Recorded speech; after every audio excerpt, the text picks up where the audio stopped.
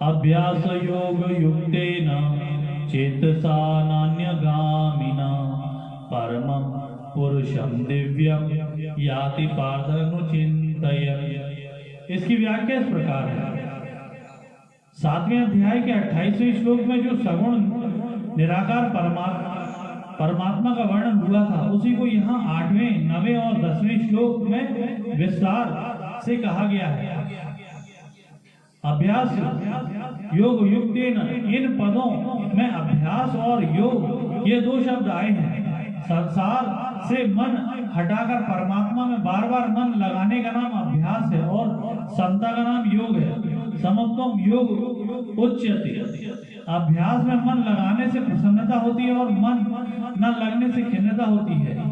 यह अभ्यास तो है पर अभ्यास योग नहीं है।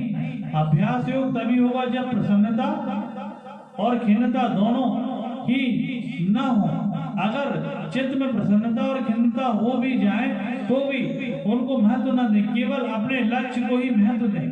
अपने लक्ष्य पर दृढ़ रहना भी योग है। ऐसे योग से युक्त चित्त हो। चित्त सा अन्यगामिना, चित्त अन्यगामी न हो, अर्थात एक परमात्मा के सिवाय दूसरा कोई लक्ष्य न हो। परमं पुरुषम दिव्यम याति पार्थ नुचिन्तयन्। ऐसे चित्त से परम दिव्य पुरुष का अर्थात सगुण निराकार परमात्मा का चिंतन करते हुए शरीर छोड़ने वाला मनुष्य उसी परमात्मा को प्राप्त हो जाता है। अब भगवान ध्यान करने के लिए अत्यंत उपयोगी सगुण निराकार परमात्मा के स्वरूप का वर्णन करते हैं।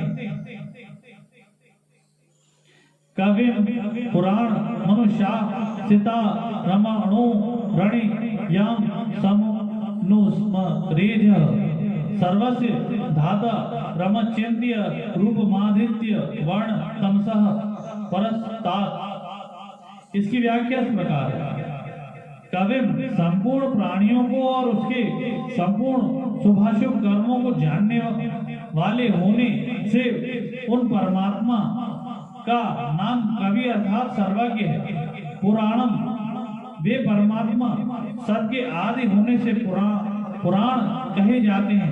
अनुशासितारम, हम देखते हैं तो नेत्रों से देखते हैं और नेत्रों के ऊपर मन शासन करता है और मन के ऊपर बुद्धि और बुद्धि के ऊपर अहम शासन करता है तथा अहम के ऊपर भी जो शासन करता है, जो इस सबका आश्रय प्रकाशक और प्रेरक है, वह परमात्मा अनुशासिता है।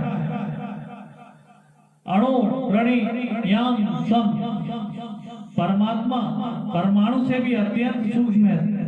तात्पर्य है कि परमात्मा मन बुद्धि के विषय नहीं है। मन बुद्धि आदि उनको पकड़ नहीं पाते।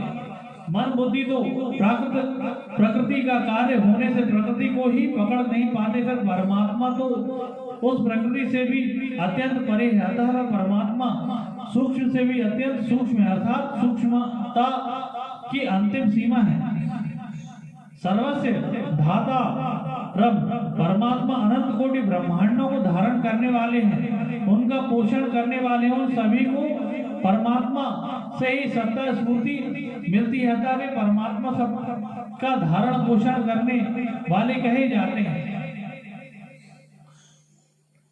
तमसा परस्तात्, परमात्मा अज्ञान से अत्यंत परे हैं, अज्ञान से सर्वथा रहित हैं, उनमें लेश मात्र भी अज्ञान नहीं है। अभी तो वे अज्ञान के भी प्रकाशक हैं।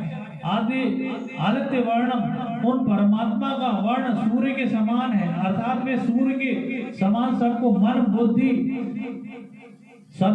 बुद्धि आदि को प्रकाशित करने वाले, उन्हीं से सबको प्रकाश मिलता है। अचिंत्य रूपम, उन परमात्मा का स्वरूप अचिंत्य है, अर्थात वे मन बुद्धि आदि के चिंतन का विषय नहीं है। अनुस्मरेत, सर्वज्ञ अनादि सबके शासक, परमाणु से भी अत्यंत सूक्ष्म, सबका धारण पोषण करने वाले, अज्ञान से अत्यंत परे और सबको प्रकाशित करने वाले सगुण निराकार परमात्मा के चिंतन के लिए यहाँ अनुस्मरेत पद आया है। यहाँ अनुस्मरेत कहने का तात्पर्य है कि प्राणी मात्र उन परमात्मा की जानकारी में है, उनकी जानकारी के बाहर कुछ है ही नहीं, अर्थात उन परमात्मा को सबका स्मरण है। अब उस स्मरण के बाद मनुष्य उन परमात्मा को याद कर ले।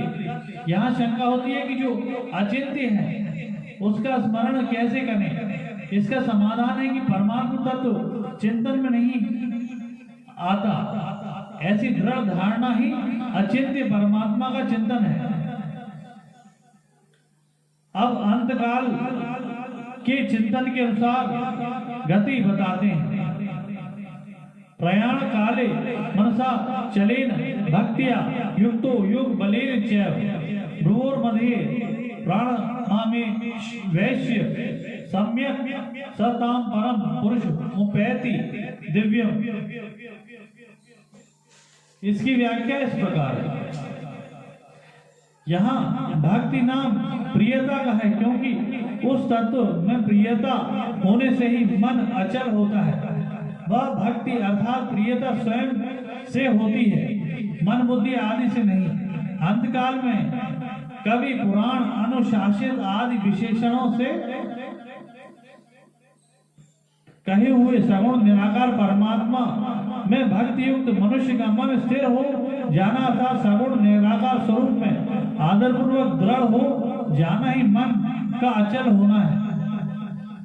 पहले प्राणायाम के द्वारा प्राणों को रोकने का जो अधिकार प्राप्त किया उसका नाम योग बल है। उस योग बल के द्वारा दोनों भ्रुवों के मध्य में स्थित जो द्विदल चक्र है उसमें स्थित सुषुम्ना नाड़ी में प्राणों का अच्छी तरह से प्रवेश करके वह दिव्य परम पुरुष को प्राप्त हो जाता है।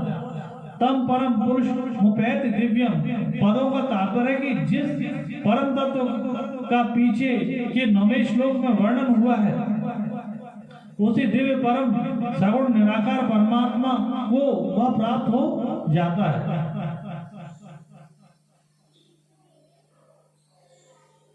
अब भगवान आगे के श्लोक में निर्गुण निराकार की प्राप्ति के उपाय का उपक्रम करते हैं।